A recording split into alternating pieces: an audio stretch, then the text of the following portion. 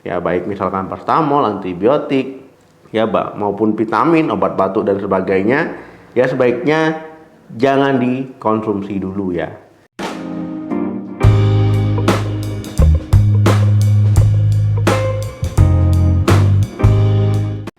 Halo, assalamualaikum warahmatullahi wabarakatuh. Lagi viral ya kasus gagal ginjal akut ya pada anak. Nah tentu ini sangat mengkhawatirkan sekali ya, khususnya orang tua termasuk saya. Ya, ini kekhawatiran kita terhadap kesehatan buah hati kita. Banyak sekali ya berita media-media yang bisa teman-teman lihat ya, misalkan seperti ini ya, ataupun seperti ini ya. Tentu ini kasus peningkatan kasus gagal ginjal akut pada anak. Ya kita berharap semoga semua cepat berlalu dan juga baik-baik saja, amin. Banyak masyarakat yang mengkaitkannya itu dengan vaksinasi COVID ataupun COVID-19. Nah, tetapi ya saya lihat-lihat informasi-informasi yang beredar itu memang tidak ada hubungannya ya antara vaksinasi ataupun COVID-19 itu sendiri. Nah, nanti ya kalau ada informasi terbaru nanti akan saya update. Senyawa yang diduga berhubungan ya dengan peningkatan kasus gagal ginjal akut pada anak ini adalah etilen glikol dan juga dietilen glikol. Nah, teman-teman ya, ini ada edaran ya dari Kemenkes ya, bisa teman-teman lihat di sebelah. Nah, ini dia gagal ginjal akut progresif atipikal. Nah, artinya atipikal itu masih belum diketahui jelas penyebab pastinya kenapa kasus ini bisa meningkat.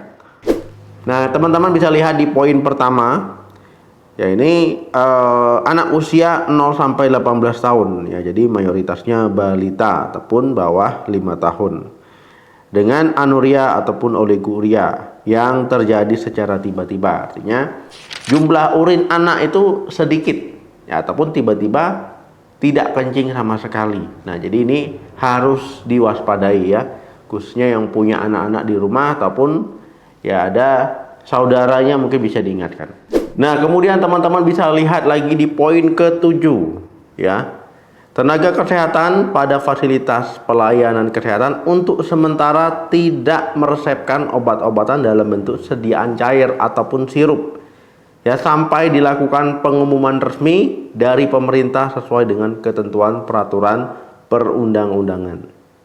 Nah, kemudian ya poin ke-8, seluruh apotek untuk sementara tidak menjual obat bebas dan atau bebas terbatas dalam bentuk sirup ya kepada masyarakat sampai dilakukan pengumuman resmi dari pemerintah sesuai dengan ketentuan peraturan perundang-undangan.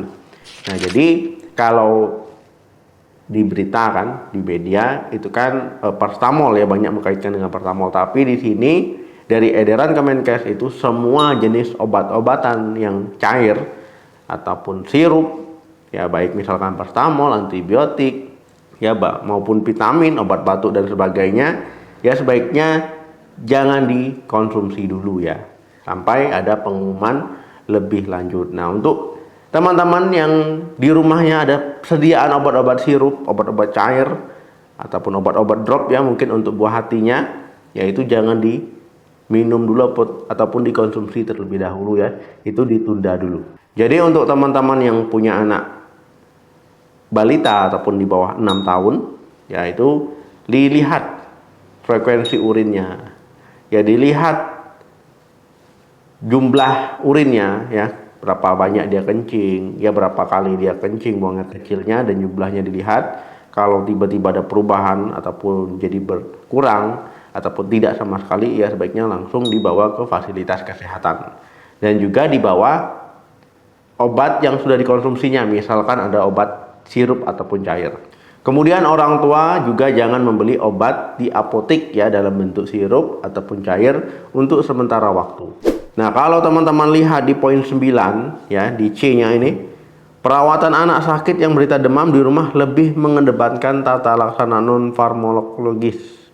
Ya, artinya non farmakologis ini ya tanpa obat-obatan dulu, seperti cukupi kebutuhan cairan ya, kompres air hangat dan menggunakan pakaian tipis Ya, jika terdapat tanda-tanda yang bahaya, misalkan anak lemas ya, ataupun minumnya sedikit, nafsu makannya sedikit, ya langsung bawa saja ke fasilitas kesehatan. Nah, ini edarannya itu tanggal 18 Oktober 2022 ya. Nah, ini bisa teman-teman lihat. Perlu saya ingatkan, kalau teman-teman misalkan membawa anaknya ke dokter ya, sebelumnya sudah minum obat cair ataupun obat sirup, ya bawa ya, supaya dokternya nanti tahu ketika teman-teman mengunjungi fasilitas kesehatan. Teman-teman, ini himbauan dari Ikatan Dokter Anak Indonesia terkait gangguan ginjal akut progresif atipikal pada tanggal 19 Oktober 2022 ya. Kita lihat yang poin B bagi masyarakat.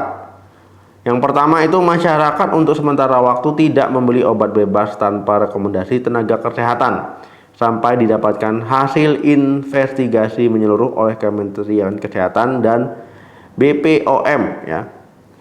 Dan yang kedua, masyarakat hendaknya tetap tenang, jadi jangan panik ya, tapi tetap waspada terhadap gejala GAPA seperti berkurangnya atau tidak adanya buang air kecil ya secara mendadak.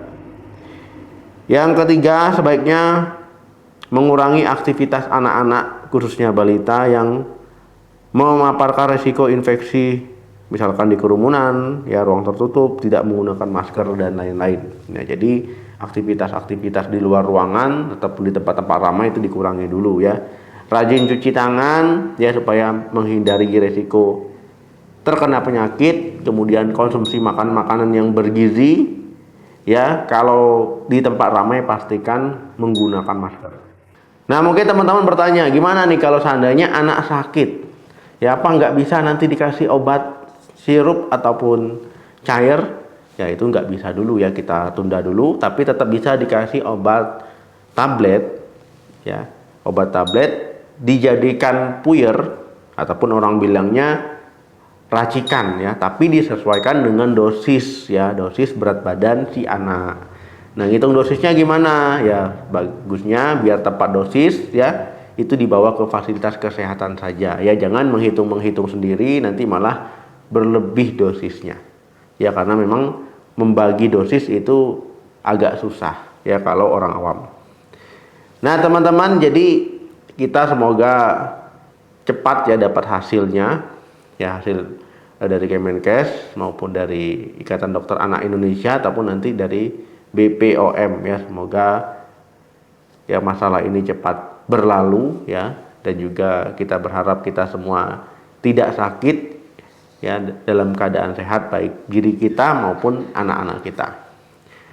Oke teman-teman, terima kasih yang sudah menonton video sampai habis. Jangan lupa like, share, dan komen. Sampai ketemu lagi di video saya selanjutnya ya. Salam sehat, sampai jumpa.